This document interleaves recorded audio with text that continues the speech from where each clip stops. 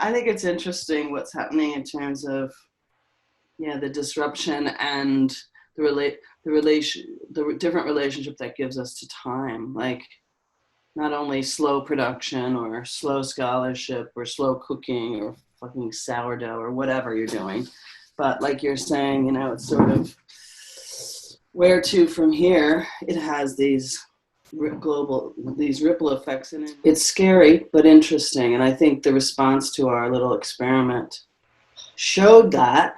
But I think that we're in such beautiful ways, right? And people wanted to connect, and people wanted to make things, and people wanted to express themselves, and it was really, I think it's really remarkable. But I think this is an interesting point in the process, because now we're like trying to talk about sort of, it feels like the queer theory moment where we're like, okay, should it be a new program? Or, who wants to be in the special issue? It's not like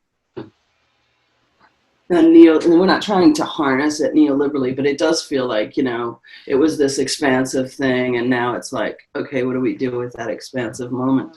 I think that it was designed to also have those kind of different outcomes and parameters for individuals and groupings as they went through it. And when I say it was designed, I guess, it was designed to be this sort of emergent, not sort of emergent, it was designed to be an emergent process where you couldn't really predict what people would do with it. The reason I wanted to do it in the first place was that it seemed like it would be helpful for people. It would maybe yield a special issue, but the idea was that it would be a process through which people could let loose of that screaming voice in their head, right? Like we wrote in the call, or that people could dive into an introspection that would be somewhat therapeutic without us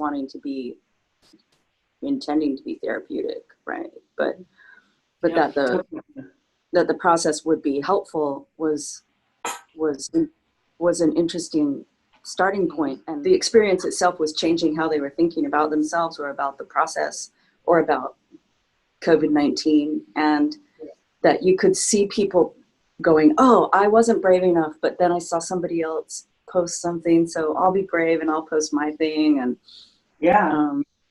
I don't know if I guess I think about the question of whether or not, it feels really neoliberal right now or instrumental to go, okay, now let's produce these products out of it, right?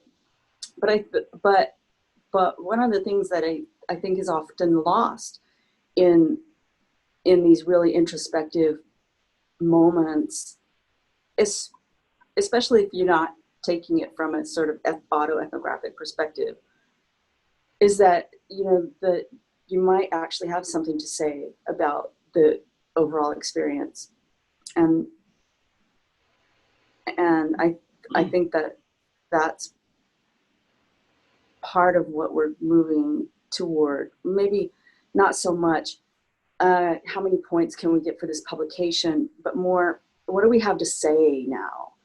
Can what we did help other people, or should this be added to the larger global collection of stories? And is there some broader purpose that we can contribute our voices to? So maybe if we I don't think it necessarily has to be neoliberal, but I think it's the shift from process to product is a significant one in terms of what the investments are and how we think about those things. And also, we have guided the process with these fun prompts that we thought were generative, but people have had their own agency in terms of responding to that. And to shift to a curatorial role, we're kind of making outputs, whether that's documenting, archiving everything, organizing around various outputs. That's just a shift in engagement.